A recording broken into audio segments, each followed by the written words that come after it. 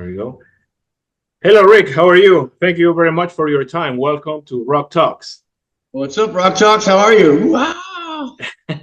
I'm pretty good, pretty good. How are you today? I'm good, man. I'm good. Staying out of the heat. Yeah. It's getting hot also here in Ohio. But, well, it's better than the snow, I guess. Yeah, for sure. All right. Well, let's talk about your not so new band, but your current band, right? DieHumane. Yes, sir. All right. I had the chance to listen to the first album, and in my opinion, it's really weird, but in a good way. It's Oh, really unique, really different than any other bands I heard. yes, And sir. the 25 plus years I've been listening to metal, it's got like a little bit of Type of Negative, a little bit of Tool, maybe Yeah, some Mr. Bungle here and there because of the saxophone sounds. absolutely. Absolutely. So for the ones who didn't have the chance to listen to Die Humane, could you please explain the sound of this band? Okay, so when when I first heard the music, it was like I was the same way. I was like, man, this is really weird. But after a while, it started growing on me. You know what I mean? So you know, if if I was going to come out of retirement and do something new, I wanted it to be fresh. I wanted it to be new. I wanted it to be different. You know what I mean? I wanted it to be have so from a guitar player's point of view, I wanted it to be more more musical. Not that Exodus isn't musical, but I think that Die Humane opens more doors for more melodic solos, more musicality. You know what I mean? Yeah, totally. With the keyboards and the violin and the sax, I was just like, yeah, this is gonna be good, man. We just gotta work hard and make this dial this in. You know what I mean? Hmm.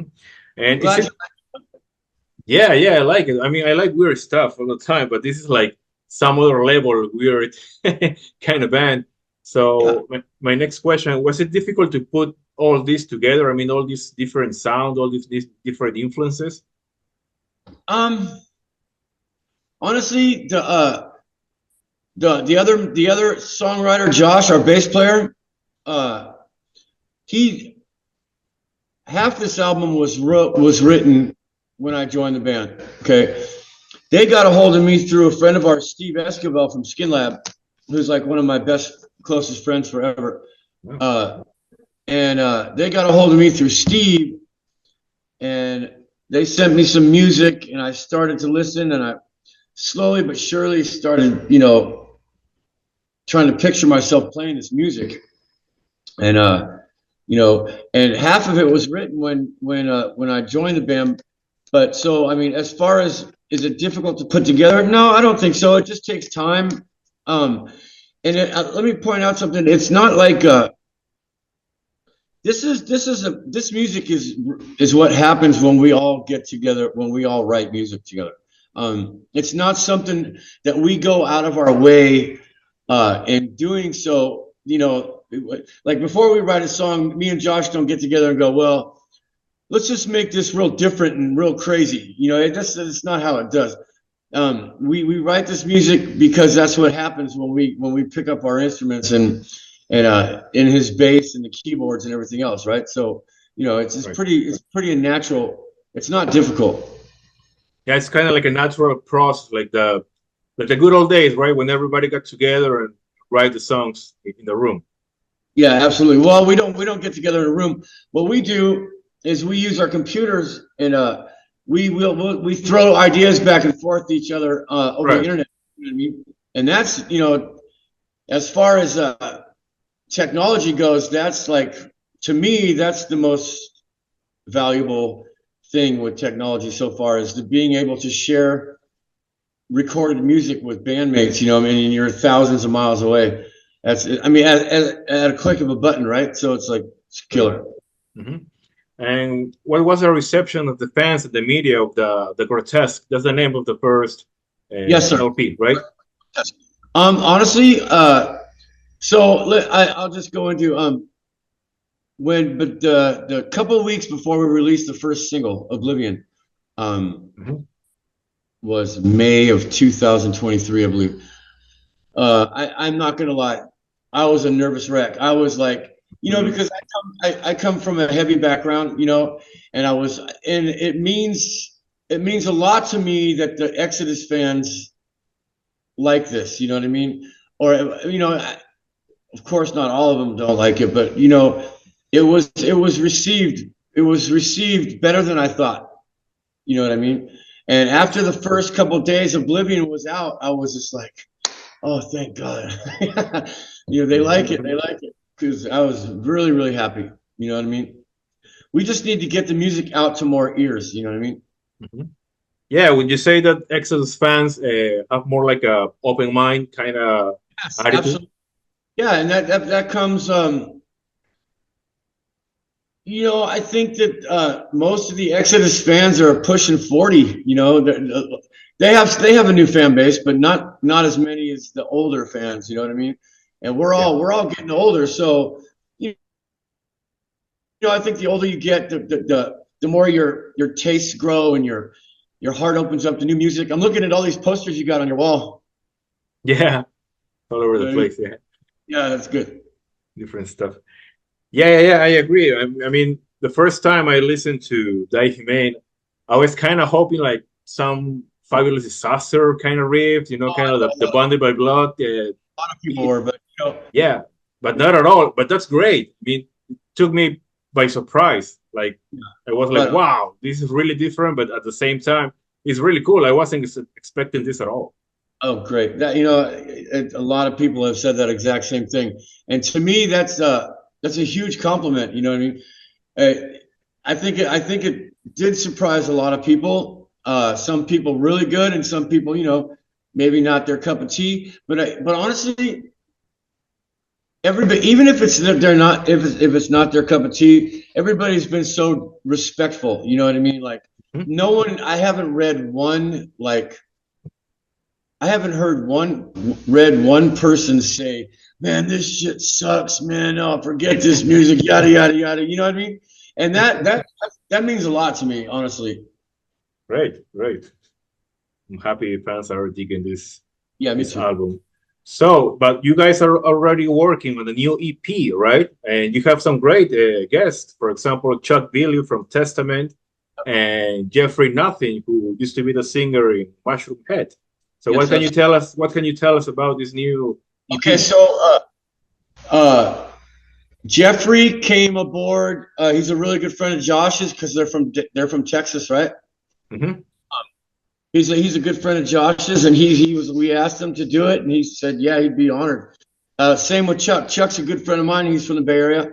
I grew up with Chuck many years, and when I asked him, he said, quote unquote, I'd be honored. And so we wrote some songs. This stuff, it's still got the DieHumane, craziness with the horns and the violins, but this is more of like, as far as guitar goes, I think it's more like heavier, like Tool. You know what I mean? It's real crazy time signatures and weird rhythms, and but we keep the big choruses. The musical, the really catchy choruses. And Chuck just came in and killed it, dude. He absolutely killed it. It sounds amazing, bro. Oh, so he already recorded his part for this tune. Yeah, they're done. They're being mixed by Ulrich Wild right now. Is that one going to be the first single, maybe? I think that Jeffries is going to be the first. So we're about to shoot a video for the Chuck Billy song. I'm not going to give you the title yet. So I think that we're gonna release the EP in full like in August, I think. You know what I mean? Right now, what we're doing is we just signed to a new management company, the EMG management company. So we're working really hard at getting us on stage in 2025. So Nice. that's what the main focus is right now. Is aside from this from the EP is getting on the stage, man. It's the biggest thing. So we're throwing some ideas around. Before we hit a stage, we might do a live stream with production. You know what I mean? Just to show people what to expect of DieHumane live, because there's a lot of people on stage. It's a pretty big band. It's like eight people, 7 or 8 people. So yeah. So how come 8 people in this band? well, because we got keys and 2 guitars, keys, sax, violin. So oh, great! So you're gonna do the saxophone and the violin live as well? Oh yeah, all that. Yeah, amazing. That's gonna be that's gonna be the big part of the show. You know what I mean? All of the that's our sound. We can't go out there and do backing tracks and shit. We'd never do that. We'd never do that.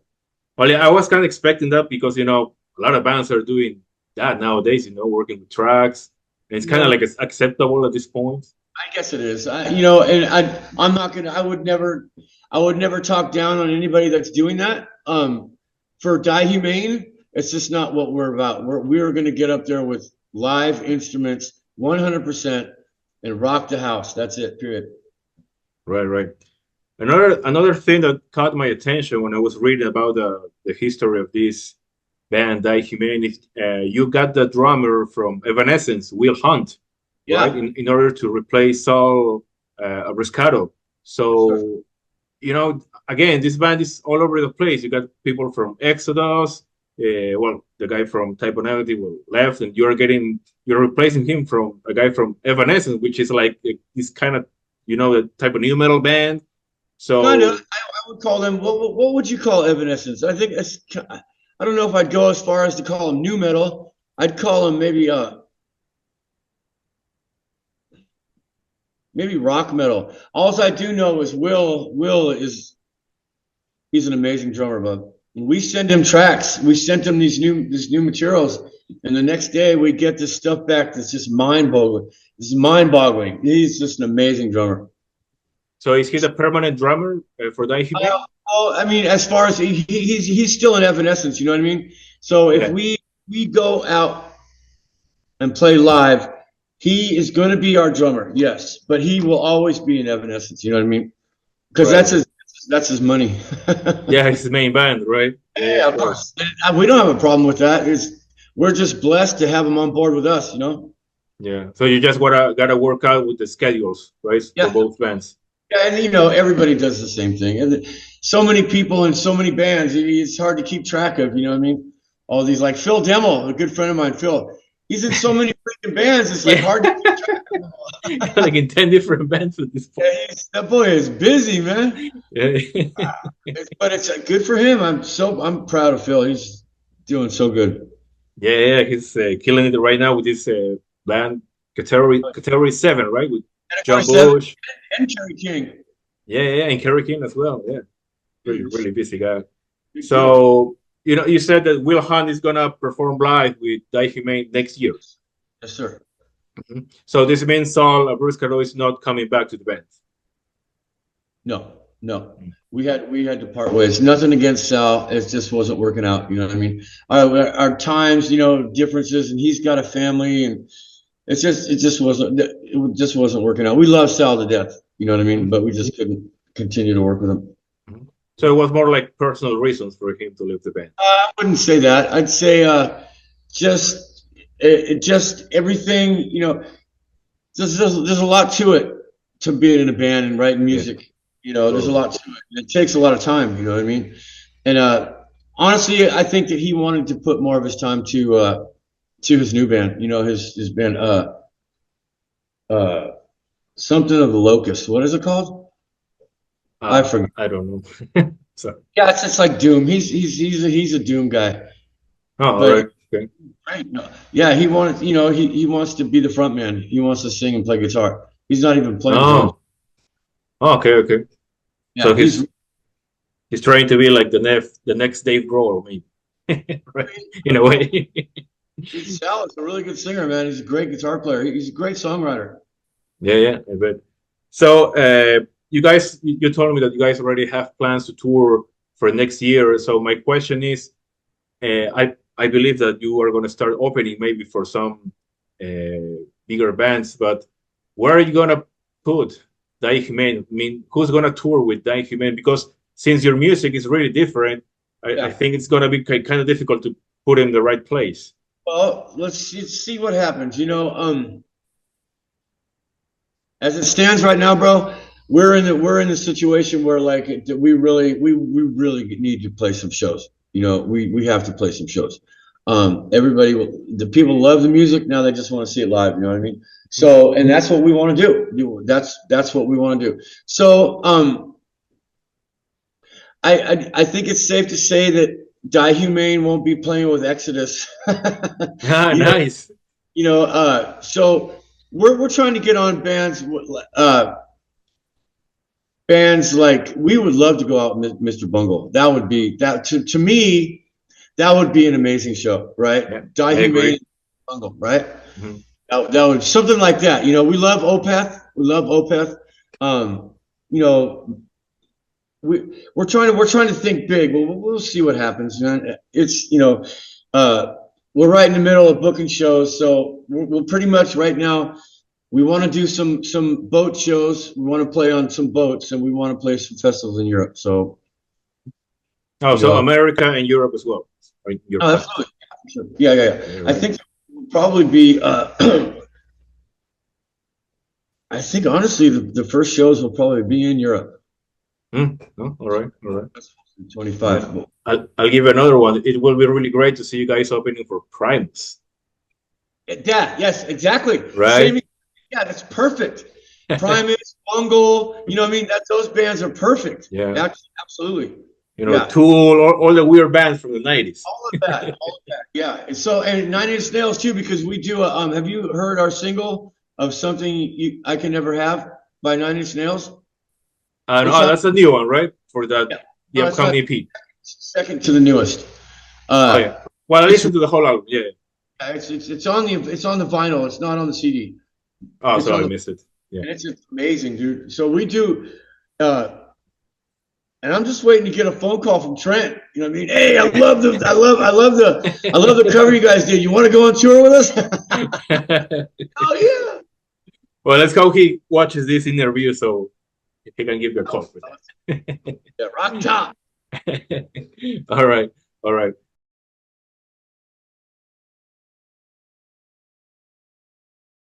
If you like this interview, please give me a thumbs up, leave a comment, and share the video with all your friends. Also, very important, please don't forget to subscribe and hit the bell.